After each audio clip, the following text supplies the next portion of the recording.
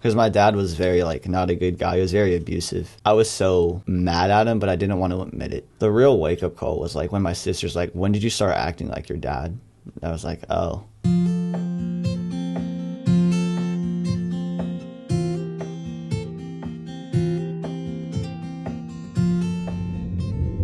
Knox, thanks for coming in and sitting down. This is a big day for you. Yeah, it is. And why? I graduate later tonight, so. Well, and for those people that don't know, you've been here how long? Like 10 months and 4 weeks. 3 days and 6 hours and stuff. How did you get to Heartlight in the first place? I was staying in my room a lot, playing a lot of video games, and just kind of being like not a nice person to my mom. I was being really disrespectful and just like not talking, just not being a good person. What do you think that was from? I mean, it wasn't that video games was creating that in you. It was I was distracting myself from like the problems that I have from my past. Because my dad was very like not a good guy. He was very abusive. Wow. So it's like I was running away from that for so long because I was always like went to counseling and I just always ignored it because it's like I'm not going to do the work because I don't want to. Because I don't want to look at it. And then I got here. I was like, well, I should probably look at it because if I don't look at it now, it's going to affect me later in my life. So I was like, I think I should look at it now. And then I just kind of started. And I was like always fine with being here. It was kind of nice though. It was like helping. I was like accepting help finally. Did you just get tired of holding it in? Yeah, I kind of snapped. It's like I couldn't hold it in anymore. It's like I was pushing it down for so long and I just got tired of it. It's just like I couldn't do it. You know, I was talking to somebody and she said it was like being at a funeral and you want to cry but you can't. Yeah.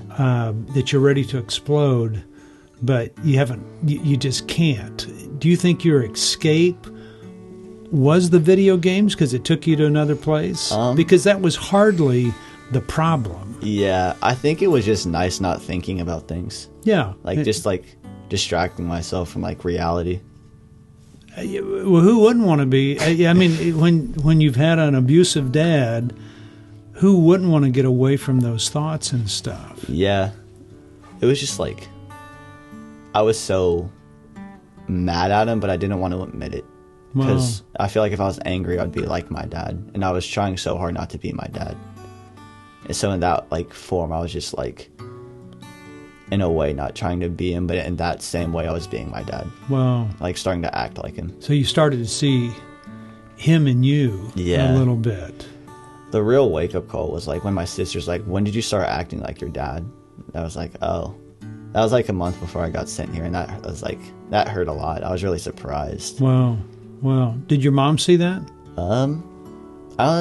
Maybe. She just saw like me being really disrespectful. Like I told my mom to like kill herself all the time. Just told her to leave me alone. Wow. It was just like I was not in a good place. Was that a measurement of kind of the depth of your hurt, you think? Yeah. I didn't even know what I was thinking at the time because I was just so like not when I was playing video games, I was sleeping and just distracting myself. I never like sat down in reality and thought. Wow. So your mom comes to the conclusion and says, we're going to do something. I mean, she kind of forced the issue. Yeah. That, I mean, now you're going to deal with it. Yeah. Was there a sense of relief, or did it kind of accelerate your hate for your mom? It was a very good sense of relief, honestly. Because, like, I know I needed help a lot, but I just didn't want it. So when you sat down with the counselor for the first time, I mean, it's not just, well, I'm just going to open up and share everything. I mean, how was it? Do you remember that? I was just kind of, like, saying what happened. Like, he was very he sexually abused my sister too, and I was like in the same room, so all the counselors were just kind of like asking me what happened then. Wow. He was very like wasn't even focused on me, the counseling, so it was more like what did he do to her. So all the counseling sessions like was always never really on me. It was all just asking about what happened to your sister. That's a heavy load. Yeah. That is a big, heavy load. So when did you start to realize that you can lift that load from your back a little bit? I would probably say like halfway through this program, I sat down and she was like, you gotta stop blaming yourself. Courtney's like, you just gotta stop. It's not that simple. I was like, it's not that simple, but it is in a way. Because it's like, I started to journal a lot, and that really helped like change my mindset on a lot. Because like I could just write down what I thought. Just getting your thoughts down. Yeah. Getting them out more than anything. Yeah, get them on else. like on paper. It's like, in a way, bringing your thoughts into the real world makes them like valid, and like for me, wow, it like makes them feel real and not in your head. Yeah. So you work through this stuff. How do you, I mean, how do you view your dad now, post working through things? He contacted my uncle, and he's apparently still like the same person that he has been. Like, oh, he's just not a good guy. Wow. So that's kind of like, ow, because I had this like hope that he was like a decent person now, but that just kind of got shattered. And how long has it been since you've had contact with him? I was 12 last time, I'm pretty sure. Wow. So, and I'm 18 now, so. It's a long time. Yeah. That's a long time. Okay, so your time at Heartlight. You get to graduate today, yeah, which is kind of cool. What are you feeling going into that?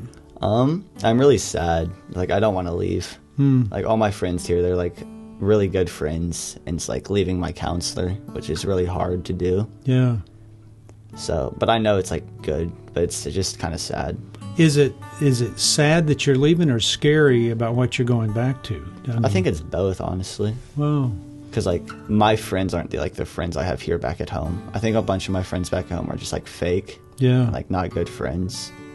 And the friends I made here were like really good and care about me. Yeah. So it's kind of hard just going to leave them. Well, I think that's true. I don't think anybody's I haven't heard a negative word said about you. I've heard people say over and over again how good a friend you are. That, yeah, people saying, I'm going to miss you. I can't.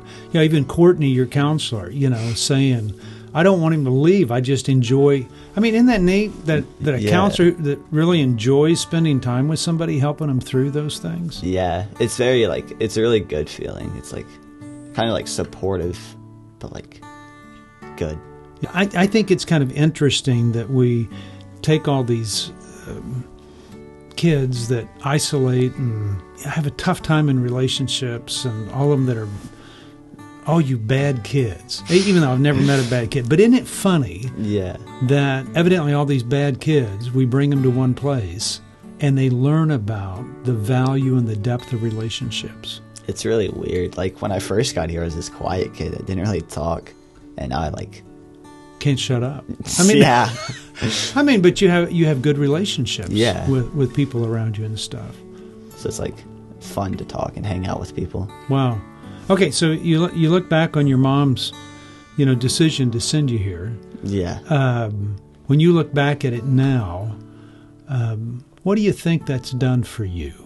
It's turned me into the person I am today, definitely. Because when I got here, I did not know who I was. And it really helped me find myself and knowing who I want to be and striving to be that. Yeah. It really helped me along. It's like, hey, people do care about you and people will support you. Yeah. We will give you the help you need if you just have to accept it. Wow. Where do you think you'd be if you wouldn't have come here? I don't really, probably still in my room, probably still distracting myself, being not a good person. Wow. What do you want to do? I want to be a counselor. Do you really? Yeah. That is, isn't that kind of weird? It's really weird. You work through your own problems and now you want to be a counselor. Yeah. You'd be good at it. That's what I've heard. You'd be good at it. Fingers crossed. Well, you listen well.